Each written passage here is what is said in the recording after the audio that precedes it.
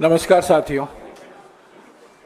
कुछ ही घंटों में चुनाव प्रचार समाप्त होने वाले हैं और परसों आखिरी चरण 7वां चरण का चुनाव भी होगा। आज आपको हमारे आदरणीय कांग्रेस अध्यक्ष जी मल्लिकार्जुन खड़गे जी आपको संबोधित करेंगे। उसके बाद में ये एक तरफा प्रेस वार्ता नहीं है जैसा कि आप पिछले 50 दिन में देख रहे हैं। ये दो तरफा होगा। ये बयान देंगे, आप सवाल पूछेंगे और सभी सवालों को जवाब आपको खड़गे जी देंगे। मल्लिकार्जुन खड़गे जी। कुछ बचे कुछ तो आप भी दे दो।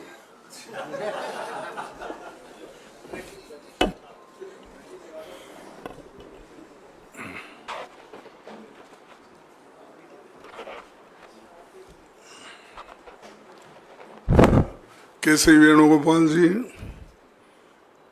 और जयराम रमेश जी, मीडिया के मेरे दोस्तों और सभी भाइयों, आज हमने जो ये प्रेस कॉन्फ्रेंस बुलाई है ये इसलिए कि मैं सारे स्टेट्स में घूम के आने के बाद क्या स्थिति है और हमारे नॉलेज में जो आया है, हमें जो फीडबैक मिला है और उस फीडबैक के आधार पर हम आपको चंद बातें बताएंगे। वो ऐसा भी नहीं हो सकता कि पूरा अभी सभी कुछ हमारे पास है। जो जो लोग आए हमको फीडबैक दिए और खास करके आप लोगों का मैं शुक्रिया अदा करता हूँ कि पूरे मीडिया के हमारे भाई लोग, या चाहे वो प्रिंट मीडिया हो, चाहे वो टीवी हो और यूट्यूब वाले, सभी लोग बहुत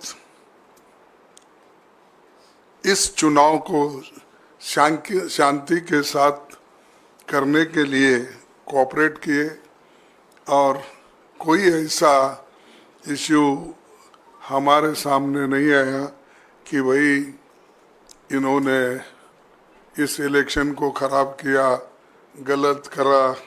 ये चीज़ें तो नहीं हुई। इसीलिए मैं पहले आपको सभी को धन्यवाद देता हूँ और सभी मीडिया के हमारे जितने भी फ्रेंड्स हैं, रियली आई थैंक देम। ये कल प्रधानमंत्री मोदी जी ने सारी दुनिया को ये बताया कि उनको महात्मा गांधी के बारे में रिचर्ड एटनबर्ग की फिल्म देखने के बाद पता चला। मुझे हंसी आती है कि एक फिल्म देने के बाद दुनिया को महात्मा गांधी जी का परिचय हुआ। ये कहना एक प्रधानमंत्री जी के लिए मैं समझता हूँ क्या अज्ञान समझो, या वो पढ़े नहीं महात्मा गांधी के बारे में। कम से कम हमारे वक्त तो ये था कि नॉन डिटेल था महात्मा गांधी जी के ऊपर, और अगर पढ़ते या पढ़े होंगे मेरे को मालूम नहीं, ये ऐसी बातें नहीं बोल सकते थे। सारी दुनिया जानती है महात्मा गांधी जी को। यूएन के सामने स्टैच्यूज है और जैसा कि बहुत से नेता लोग महात्मा गांधी जी का गुणगान करके कम से कम 80-90 देशों में उनकी स्टैच्यू है। यूएन से लेकर हर जगह, हर कंट्री में जहाँ पर भी जद्दोजहद हो गई है और जो अहिंसा के आधार पर जो लोग आज़ादी पाए उन लोगों को सबको मालूम है, लेकिन किस वजह से हमारे देश के प्रधानमंत्री ये बात कही, ये मुझे बहुत आश्चर्य लग रहा है। और ऐसा ही हो सकता है जैसा महात्मा गांधी जी जो काम किए, जो कहे, उसके बारे में पता नहीं है, तो मैं समझता हूँ संविधान के बारे में भी उनको पता नहीं होगा, नहीं तो ऐसा बातें बोलते नहीं थे। और आज दुनिया में महात्मा गांधी जी का जो नाम लिया जाता है वो इस देश के आज़ादी दिलाने में और इस देश को बनाने में, और गरीबों की वो बात करते थे, अहिंसा की, विकास की, और यहाँ तक कि उन्होंने अपने आज़ादी के बाद आप कैसे देश को देखना चाहते हैं तब पूछा, तो उन्होंने कहा कि मैं ऐसा देखना चाहता हूँ जो भी गरीब है, जिसके आँखों से पानी निकलती है, वो उसके आंसू पूंछने का काम जरूर होना, और हर एक को पेट भर के खाना मिलना, कपड़ा मिलना, मकान रहना, ये उनका एक स्वराज की कल्पना थी और स्वराज के लिए वो लड़े लाए। इसीलिए हम उनको नमन करते हैं। और जो लोग मोदी जी या और कोई भी बीजेपी में है, उनको अगर ये वो इग्नोरेंट है, तो मैं यही करूँगा कि कम से कम अब तो वो जरा फुर्सत मिलती है 4 तारीख के बाद, जून 4 तारीख के बाद, जब फुर्सत मिले तो उनकी ऑटोबायोग्राफी और उसके बाद ट्रुथ क्या है अपना एक, एक्सपेरिमेंट ऑन ट्रुथ, तो विथ ट्रुथ। सो ये जो नॉन डिटेल्स थे हमको पहले, तो कम से कम वो पढ़ ले के ठीक ठाक से गांधीयन हो जाए, ये हमारी अपेक्षा है। सिर्फ विवेकानंद के इस पे जाके बैठने से या समंदर में डुबकी मारने से या गंगा में डुबकी मारने से ये ज्ञान नहीं आता, इसको पढ़ना भी पड़ता है, सोचना भी पड़ता है। इसीलिए मैं आपके सामने उनके बड़े जो विचार रखे उन्होंने देश के सामने, ये बताना चाहता हूँ। और हम हमेशा, जो गांधी जी अहिंसा की पॉलिटिक्स करते थे, उन्होंने कभी भी नफरत की पॉलिटिक्स नहीं की और किसी के ऊपर उनका नफरत नहीं था। तो आज का जो हमारे मोदी जी का जो कोशिश है, वो सब नफरत से भरा हुआ है, और बगैर कोई भी बात करने दो, वो उसमें थोड़ा सा तो नफरत रहता ही है। तो हम एक सर्वोदय, सबकी भलाई हो, इस पे हम ध्यान देते हैं। और साथियों, आज शाम चुनाव प्रचार खत्म हो जाएगा 6 o'clock।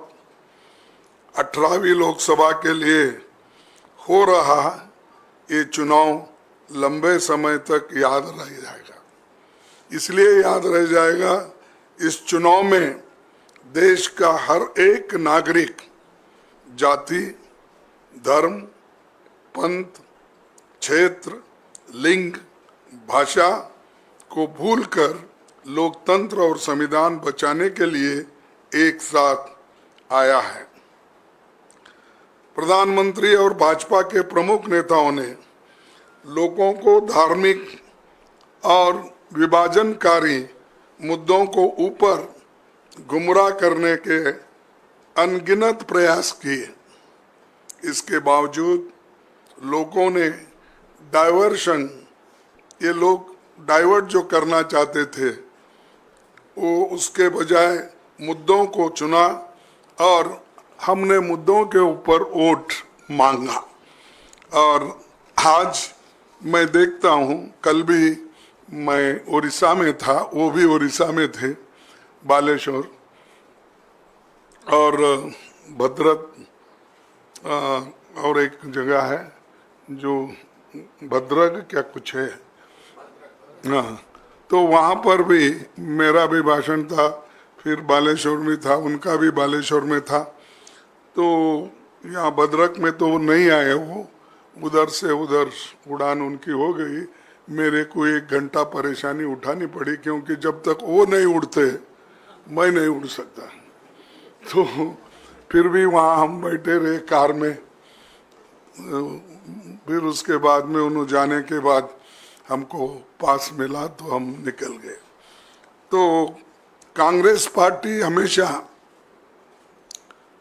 जो सोचती है जनता के समस्या को लेके सोचती है और करती भी है काम, और हम करके भी दिखाए। आपको मालूम है, जब सोनिया गांधी जी चेयरपर्सन थी और मनमोहन सिंह जी जब हमारे प्राइम मिनिस्टर थे, बहुत सी गरीबों के लिए हमने स्कीम लाए। उन स्कीम को भी हमने अमल में लाया और अनुष्ठान में लाकर लोगों को उसका फायदा भी दिया। और मोदी जी सब कहते हैं, लेकिन महंगाई, बेरोजगारी, किसानों की बदहाली, आर्थिक असमानता, संवैधानिक संस्थाओं का दुरुपयोग जैसे मुद्दे को जनता के बीच लेकर गई, और यही मुद्दे समस्त विपक्ष के मुद्दे बने और जनता ने हमें इन पर खुलकर समर्थन दिया। मैं इस मौके पर सभी नागरिकों को, इंडिया गठबंधन के सभी कार्यकर्ताओं को और कांग्रेस के अपने सभी साथियों को बधाई देता हूं, जो निडर होकर अपने इलाकों में सत्ता बल और धन बल के खिलाफ लोकतंत्र के लिए वो खड़े हुए और संविधान की रक्षा के लिए वो खड़े हो गए।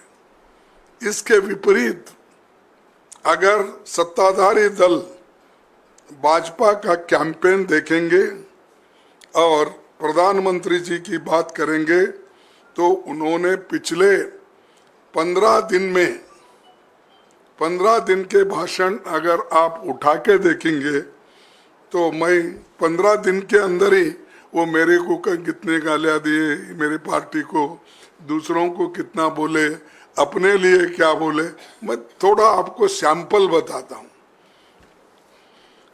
15 दिन के भाषण में 232 बार कांग्रेस का नाम लिया, 758 बार मोदी शब्द का प्रयोग किया गया। खुद किरे सो, हम बोले सो नहीं है, खुद ही उन्होंने अपने भाषण में ये शब्द इतने बार अपने नाम उन्होंने लिया। 573 बार इंडिया गठबंधन और विपक्षी पार्टियों को, जिससे पता चलता है, विपक्षी पार्टियों की बात की एक बार भी महंगाई और बेरोजगार बात नहीं की, यानी दूसरे चीजें उन्होंने बोली। मोदी का नाम हुआ, हमारा हुआ, गठबंधन का हुआ, लेकिन बेरोजगारी के बारे में एक शब्द भी अपने भाषण में उन्होंने नहीं बोला। तो ये दर्शाता है कि मुद्दों को उन्होंने अलग कर दिया। सिर्फ अपना नाम लेना, प्रचार करना, ये काम उन्होंने करते रहे। उसके बाद में ये कांग्रेस पार्टी की सबसे बड़ी चुनौती थी। चुनाव के ठीक पहले हमारे पार्टी के खाते बंद कर दिए और जो हमने पैसा डोनेशन के रूप में हमको जो मिला था और हमारे रिटर्न में फाइल करने में जो थोड़ा सा लेट हुआ, तो उन्होंने कम से कम 135 करोड़ रुपए हम पे सीधा उन्होंने केस किया और उसके अलावा हमारे जो अकाउंट भी उन्होंने बंद कर दिया ताकि हम इलेक्शन में उसका इस्तेमाल नहीं करेंगे। यही हमारे साथ में दूसरे पार्टियों के साथ भी उन्होंने ऐसा ही किया। ऐसा किसी सत्ताधारी दल और सरकार ने इस देश में विपक्षी दलों के साथ कभी नहीं किया था। इसके पहले भी संसद के विंटर और बजट सेशन में सरकार का यही रवैया देखने को मिला। संसद में विपक्ष को नहीं बोलने देना, विपक्षी सांसदों को निलंबित करना, बिना बहस के बिल पास करना, ये अध्याय पिछले सरकार की कारनामों के रूप में काले अक्षरों में ये लिखा जाएगा और ये जो काम उन्होंने किया सबका मुंह बंद करने का, डिस्कशन खत्म करने का और जो हमारे बिजनेस एडवाइजरी कमेटी के जो भी सलाह होते उसको भी उन्होंने नकारा। तो ऐसा करके पूरा उन्होंने डेमोक्रेटिक प्रोसेस को खत्म कर दिया।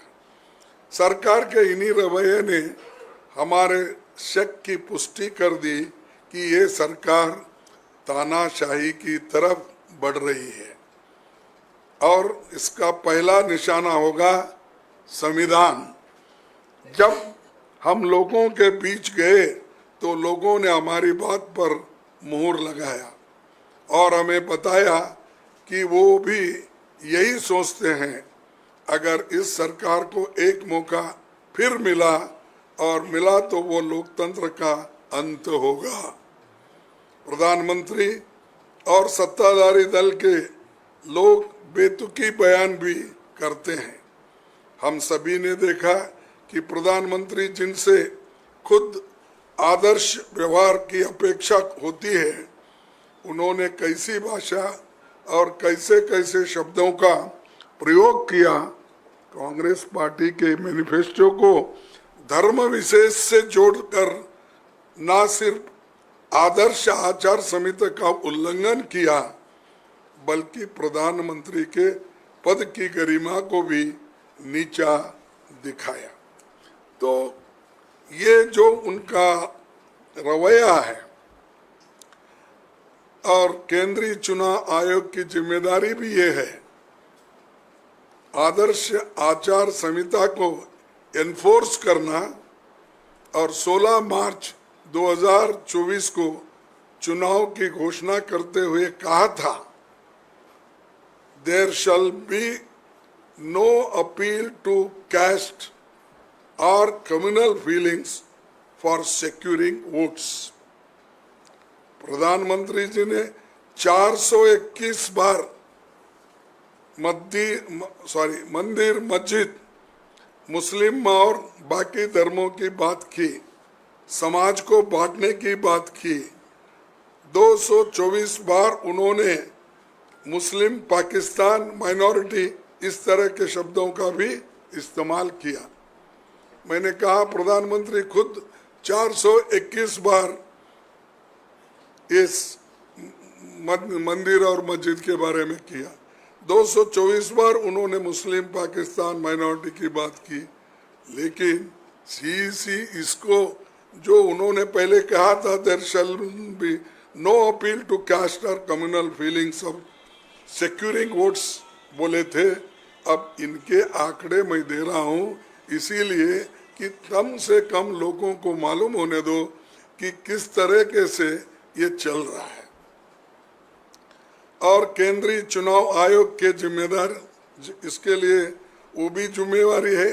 और आचरण का निष्पक्ष आकलन प्रत्येक भारतीय की अंतरात्मा या आने वाला समय ही कर पाएगा। आखिरी में जो सबसे महत्वपूर्ण बात कहना ये जरूरी है कि एक बार बाबा साहब अम्बेडकर अपने संविधान सभा के आखिरी स्पीच का अंश मैं पढ़ता हूं, जो उन्होंने कहा था।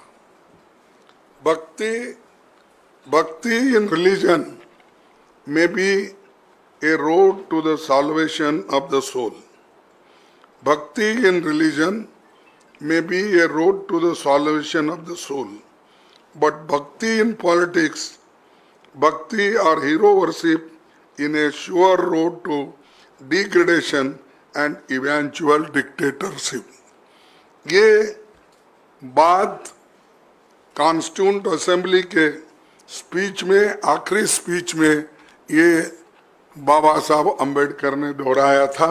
और ये भक्ति और हीरो वर्शिप जो चल रही है इसमें, तो आखिरी ये सभी लोग मिलके डिक्टेटरशिप इस देश में लाना चाहते हैं। और प्रधानमंत्री जी द्वारा खुद को अब भगवान का अवतार भी मान रहे हैं, बताने का प्रयास उनके लोगों ने कर रहे हैं। मैं किसी का नाम नहीं लेना चाहता हूं।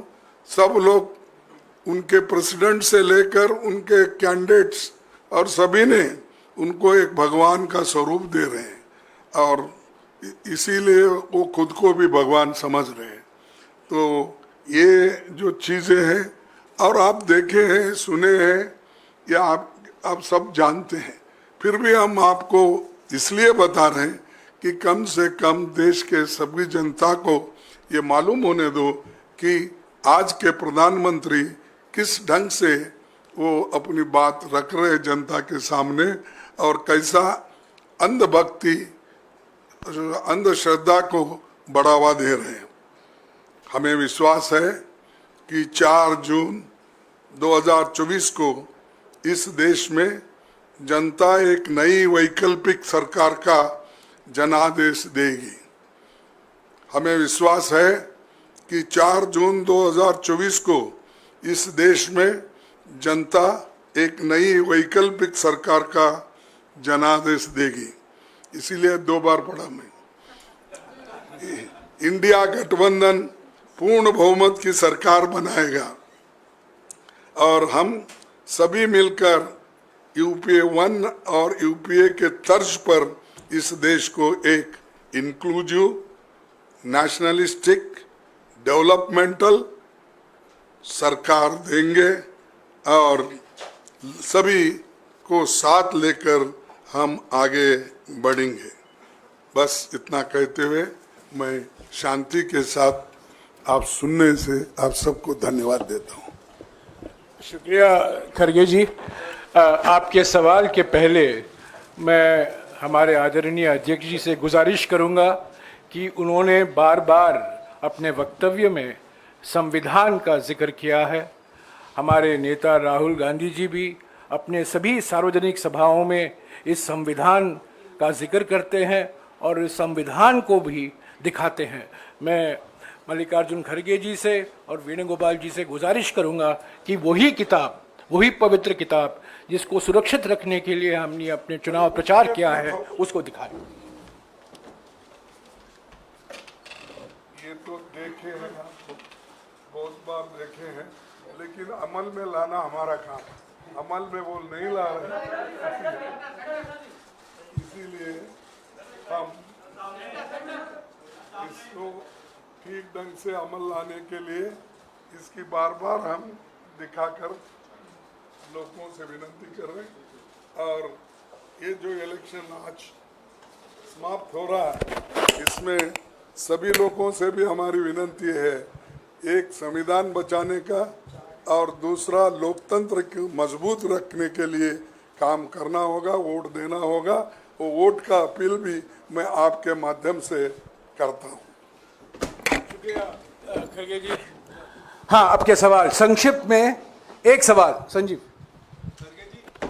हाँ जी, खड़गे जी, आपने अभी कहा कि इंडिया गवर्नमेंट बनने वाली है and you are very confident कि जैसे जनादेश लोग आपकी तरफ दे रहे हैं, तो you are very confident of forming the India alliance government. So मैं आपसे पूछना चाहता हूं कि अभी तक, बिकॉज आपको रुझान भी आ गए हैं, तो अभी तक प्रधानमंत्री कौन होगा इसका चयन हो गया है या कितने दिन में हो जाएगा वंस द मैंडेट कम्स?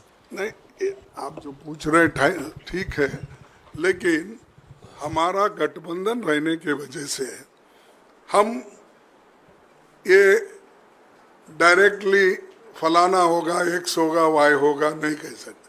हम सबको बुलाएंगे, सबका राय लेंगे और जो गठबंधन के लोग कहेंगे उस आधार पर वो बनेगा। नेचुरली उस वक्त ये प्रधानमंत्री का तय होगा। और आप जानते हैं इसका पिछले का भी, जब यूपीए 1 और 2 बना तब सोनिया गांधी जी को सभी यूपीए के लोग मिलके बोले कि आप प्रधानमंत्री बनो, तब उन्होंने नहीं बना। उन्होंने कहा कि मैं मनमोहन सिंह जी को बनाना चाहती हूँ, तो बनाए। तो इसीलिए हमारे पास सब तरीके के, यानी सबको लेके जाने का हमारा जो मकसद है वो ठीक हो जाएगा। हाँ जी, मौसमी। सर, अभी अभी डेटा आया है कि प्रधानमंत्री ने 206 रैलियां और इवेंट की हैं, बीजेपी की तरफ से आए आंकड़े, और 80 इंटरव्यू दिए हैं, जो कि रिकॉर्ड प्रचार है। और इसी तरह से सरकार बनाकर बीजेपी सारे पिछले रिकॉर्ड तोड़ेगी। उस पर आपकी प्रतिक्रिया चाहिए। सारे पिछले रिकॉर्ड तोड़ेंगे जो बोल रहे हैं, पर इतना क्यों फिर रहे हैं? क्योंकि मैं नहीं देखा 2014 में इतना फिरे थे, फिर 2019 में भी इतना नहीं फिरे। अब क्यों परेशान है इतने जो आपने आंकड़े हमको दिए? 206 रैली उन्होंने की। तो इसका मकसद ये है कुछ तो गड़बड़ है और वो उनको मेजॉरिटी नहीं मिलने वाली है। इसीलिए उनकी कोशिश ये हो रही है कि खुद भी गली गली चले जाए, शहर शहर चले जाए, और गली से दिल्ली तक ये मीटिंग उन्होंने की घबराहट में है। ये 4 जून को ये घबराहट खत्म होगी। हाँ जी, सिद्धार्थ। सर, आपने कहा कि आप इतने आश्वस्त हैं कि उनका प्लेन उड़ेगा तो आपको नंबर मिलेगा अपना प्लेन उड़ाने का। तो आप सब लोग साथ बैठेंगे। उस वक्त सोनिया गांधी जी ने को फैसला लेना था क्योंकि वो कांग्रेस की अध्यक्ष थी। आप आज कांग्रेस के अध्यक्ष हैं और जैसा कि जयराम जी ने भी कहा कि सबसे बड़ी पार्टी का हक होगा, तो मतलब कांग्रेस से ही कोई प्रधानमंत्री होगा। और आपके लिए कितना टफ होगा ये, क्योंकि इससे पहले भी आपके सहयोगी दल कह चुके हैं एक दलित प्रधानमंत्री देश को मिलना चाहिए। देखो, मैं आज तक 53 साल में बहुत बार मेरे को ऑफर भी आए देवेगौड़ा के साथ। जब मैंने खुद राज्यसभा में, आप सुने होंगे, तो उन्होंने क्या कहा था मेरे लिए जब गठबंधन की सरकार बनाने के वक्त। और 2-4 बार मुझे मिलने के बाद भी मैंने कभी, मैं दलित हूँ मुझे दो, या चीफ मिनिस्टरशिप हो, प्रधानमंत्री हो, AICC प्रेसिडेंट, मैंने ये सब कुछ जो है हमारे पार्टी ने दिया है। सोनिया गांधी जी की देन है मैं समझूंगा, क्योंकि उन्होंने बुला कर मुझे अपोजिशन लीडर भी बनाया, बुलाकर उन्होंने राज्यसभा टिकट भी दिया और फिर यहाँ भी अपोजिशन लीडर बनवाए। आज AICC भी उन्होंने बनाया। तो इसीलिए मेरा ये कहना है कि हमारे पार्टी में जो भी निर्णय दिया जाता है वो उसी के तहत हम काम करेंगे। ना सिर्फ दलित हूँ इसीलिए मैं मांगने वाला भी नहीं हूँ, अब तक भी नहीं मांगा।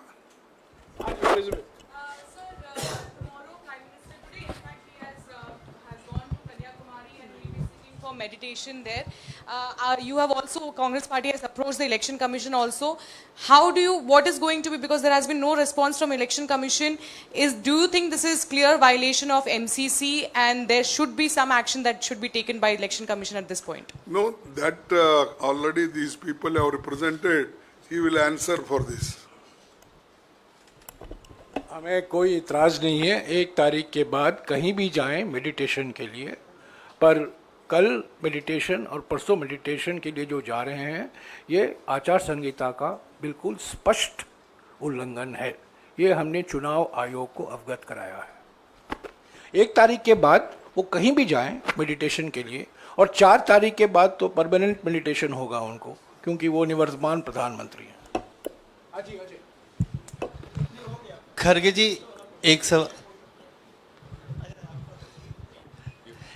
एक सवाल है। प्रधानमंत्री जी आज कहीं चुनावी सभा में थे, उन्होंने कहा कि 4 जून के बाद बड़ा पॉलिटिकल स्टॉर्म आने वाला है देश में। तो क्या आप डिकोड कर सकते हैं कि किस तरह का पॉलिटिकल स्टॉर्म होगा? और दूसरा एक छोटा सा सवाल ये है कि प्रधानमंत्री जी को मेडिटेशन पर जाने की जरूरत होती है, आप भी एक्सटेंसिव आपने प्रचार किया, क्या आपको भी अगले 1-2 दिन कहीं बाहर जाना है, कहीं आराम करना है, कोई मेडिटेशन करना है? देखिए, एक तो आपने पहला सवाल क्या पूछा? देखिए, प्रधानमंत्री जी ने कहा कि 4 जून के बाद, वो तो स्वेरिंग इन सेरेमनी का ओथ की तारीख भी बता रहे हैं कि 10 जून। तो आप डिकोड कर सकते हैं कि किस तरह का पॉलिटिकल स्टॉर्म आने वाला है देश में? नहीं भाई, क्या आने वाला उनको मालूम, लेकिन वो जाने वाले जरूर है, ये तो मैं कह सकता हूँ। वही उनको डर होगा, यही भूकंप आने वाला है बोले तो उनके लिए आने वाला है, हमारे लिए नहीं है। हम गठबंधन की सरकार बनाएंगे और 4 जून को हम लोग उनको सत्ता से हटाएंगे। खरगे साहब, आपने 1 तारीख को मीटिंग बुलाई है तमाम अपने सहयोगी दलों की, इंडिया गठबंधन के दलों की। क्या एजेंडा होगा उस मीटिंग का? क्या उसमें प्रधानमंत्री के नाम को लेकर भी चर्चा होगी? और मैं एक और चीज़ पूछना चाह रहा था कि बार बार जयराम जी कहते हैं कि 140 का आंकड़ा जब जब आपने पार किया है तब आपने सरकार बनाया है या फिर सरकार बनाने से बीजेपी को रोका है? क्या 140 के आंकड़े को आप पार कर पा रहे हैं इस बार कांग्रेस पार्टी? ये देखिए, जब हम बीजेपी की सरकार को सत्ता में आने से रोक रहे हैं और मोदी जी को प्रधानमंत्री बनने से रोक रहे, इसलिए उतने आंकड़े हमारे पास है।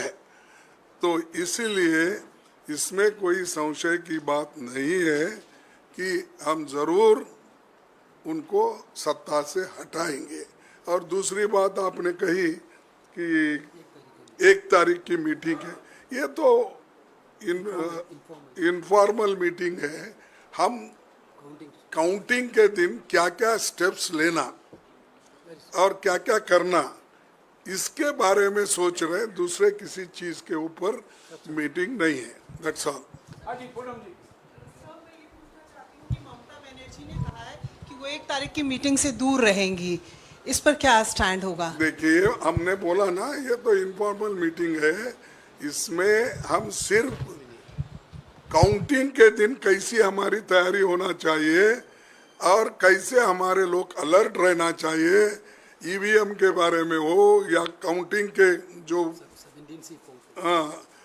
17C फॉर्म, ये इसका कैसा इस्तेमाल होता है उसके बारे में, ये जो जनरल है इसका कोई इसमें।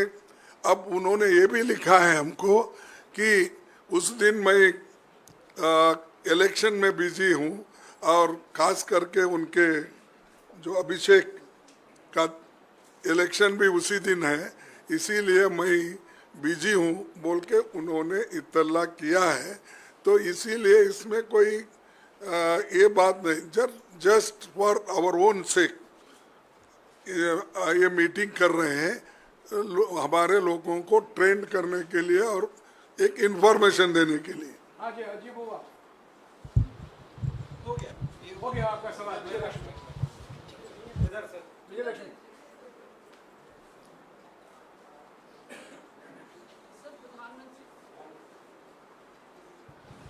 सर, प्रधानमंत्री ने आज अपनी रैली में कहा कि अगले 125 दिनों का खाका उन्होंने तैयार कर लिया है जब सरकार बनेगी तीसरी बार, और उसमें 25 दिन जो हैं वो युवाओं पर केंद्रित होंगे, किस तरह की स्कीम्स होंगी, किस तबके के लिए क्या करना है, ये तय कर लिया है। आप लोग अगर कह रहे हैं कि आपकी सरकार बन रही है तो क्या आपने भी कोई रोड मैप तय कर लिया है अपने लिए? देखो, उन्होंने क्या करते हैं हम उधर देखते नहीं, हम क्या करने वाले हैं वो पूरा हमने बता दिया। हमारा गारंटी कार्ड आपके सामने है, वो काम हम शुरू करेंगे। तो इसीलिए मोदी को देखकर हम काम नहीं करते, हमारा खुद का एजेंडा है, हम वो इम्प्लीमेंट करेंगे। शुक्रिया खड़गे जी। वेणुगोपाल जी, आप No. This tomorrow's meeting only, Congress President already told on first meeting, is only for discussing about the counting preparations. And this, we already told our state units to alert about the 17C form. Therefore, we have to have a review on that day about the 17C form collections and the counting day preparation. Nothing else is going to discuss. That is an informal meeting. We informed major political party leaders all. Well, this is most of them are coming. Rightly, Congress President told about the inconvenience Mamdaji put forward. That's not. This is on first. Thank you.